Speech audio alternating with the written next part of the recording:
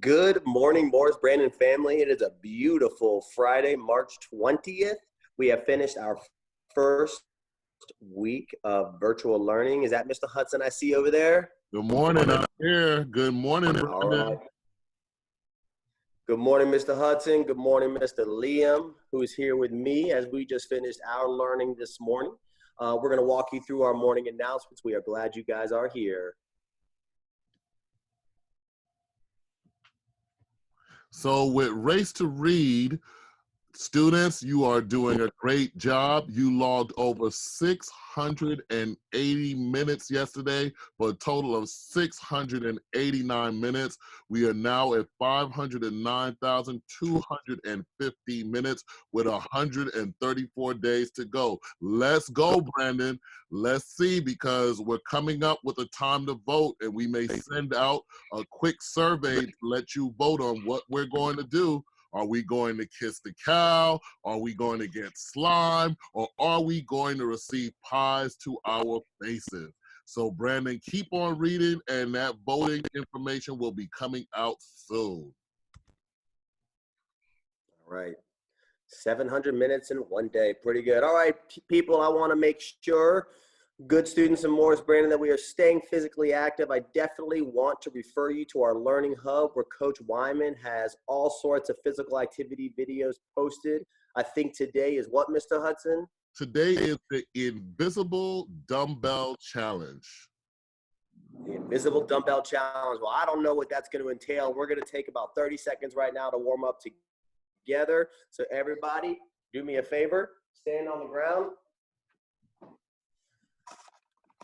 All right, and we're gonna do a quick stretch up way high in the air because it's early in the morning, reaching real high.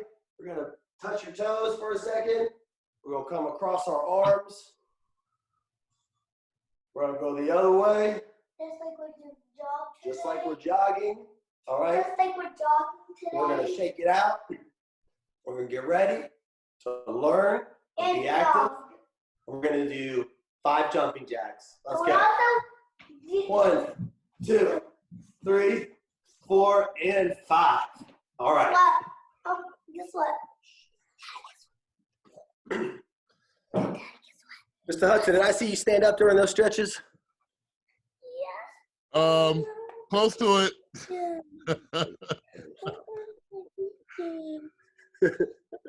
All right, next slide, please. All right, as we continue to move about, I was on a phone call yesterday with our superintendent for almost 2 hours, and she still wants us to make sure that we are practicing good hand washing. Just because we are not at school, and we should always be practicing washing our hands, we need to make sure that you are washing your hands several times during the day, and also practicing social distancing like we talked about. This is coming directly from our superintendent, but also everyone else in the world right now. So on our Learning Hub, we did post a couple really, really good hand washing videos that we want all parents to show their kids today. It doesn't matter if you're in kindergarten or 5th grade. Please continue that we need to be washing our hands, even if we're at home and even if we're practicing social distancing. And guess what? There are some birthdays, and we have Jack Kelly that was on March 17th, Charles Hatch yesterday, Hunter Richardson yesterday, Thomas Buckley yesterday, Elizabeth Allman yesterday, Atkins Clevenger yesterday. And today, March 20th, we have Joseph Jurek, Olive Jotham, Maya Summerstein, and Henry Fellows. Happy birthday. Should we sing, Mr. Bland? Let's sing to him. We're in no hurry, are we? Not in a hurry at all. To you. Happy birthday to you.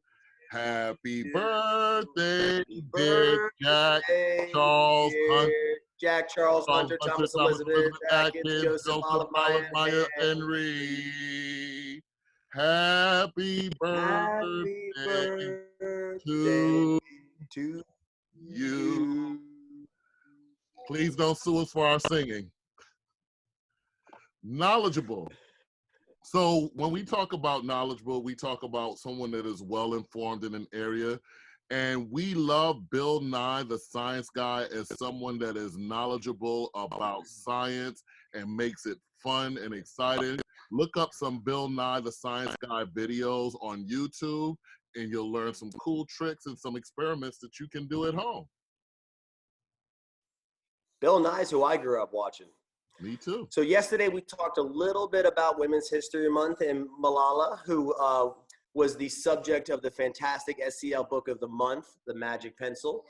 We hope that everybody had a chance to watch that yesterday, because we realized that we didn't talk too much about some of the work that she's done throughout the year. So aside from being the youngest person to ever win the Nobel Peace Prize, which is a fantastic award, Malala was known to be somebody who fought against injustice in her country. When the Taliban took over her country of Pakistan, she sat there and still decided that she was going to do what she wanted to do, which was go to school. Even when women and little girls her age are being told not to do that, were being told to stay home, she worked hard for all the girls in her community and all the girls in the world to say, listen, we are equal and we deserve an education just like the men do.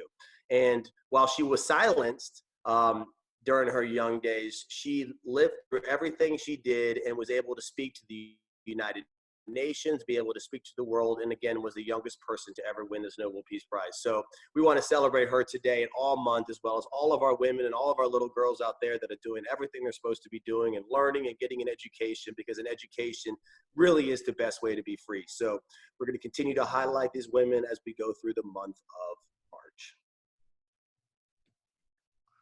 Joke of the day.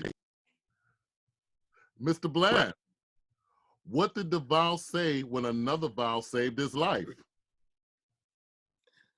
I don't know, Mr. Hudson. What did he say? A, I owe you. Whoa! All right, guys. So parents, I know you're out there listening too. We are going to use this platform daily to put our announcements out there, but we also think this is a great way for us to share some information with you all, because I know that there's a lot going on in the world and at our school, and we know that everything has been put on hold. And while it is a tough time for everybody, not just our parents and our students, but our staff as well, we need to make sure that we are all on the same page. That we're all working together. So a couple of things that are going to be coming down the pipe. First and foremost is that our teachers are still meeting virtually. Please understand that they only had one full day to prepare for close to 6 to 8 weeks of online learning. So our parents and our teachers, our teachers and our staff are meeting on Monday. Our leadership team is to outline some expectations for every grade level. We have a schedule that we've given to our teachers that we want them to follow, that we want our students to follow. We want to be able to share that with you. So grade levels are all aware of the same expectations. They're going to create their expectations for their students, for their learning, for their work. And we want to make it as streamlined as possible. But parents, please, we really, really need you to be patient with us. I will tell you right now that I went to school for a long time to be an educator and a principal, and I never learned anything about online learning like this. And I can tell you our teachers are the same. I have not had a million complaints. I want you to know that, and that's great. I've had a lot more compliments than that. But I just want you to know that our teachers are working hard, many with kids of their own at home, just like you all are. And they're trying to make themselves available to our students, to our parents, to our administrators, but also to their own families as well. So please continue to be patient with us as we work through some of the glitches of our first week of online learning. Some other questions I had are about parent input forms for next year.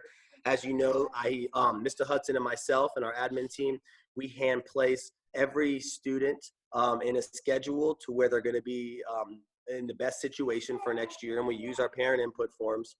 So while those are all going to be put on hold, and we're going to extend that deadline, if you have the capability of scanning and emailing them to my email at jbland@atlanta.k12.ga.us, you can. If not, just hold on to them. We'll collect them when we return.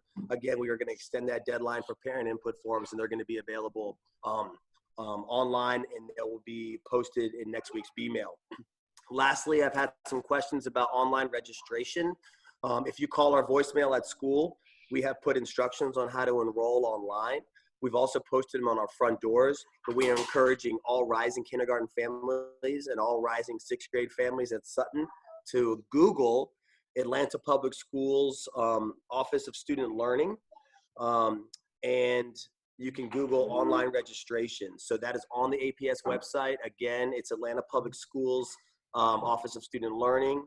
And you can put online registration in that, and it will pull up exactly the page that you can register your children online. I've also posted it on the Morris Brandon homeschoolers page. If you're not a fan of that on Facebook, try and look that up and get on there with some other parents. But again, online registration is what we are encouraging right now. And registration has no deadline. So we are always going to take your children when they're ready to come to Brandon or anywhere in APS.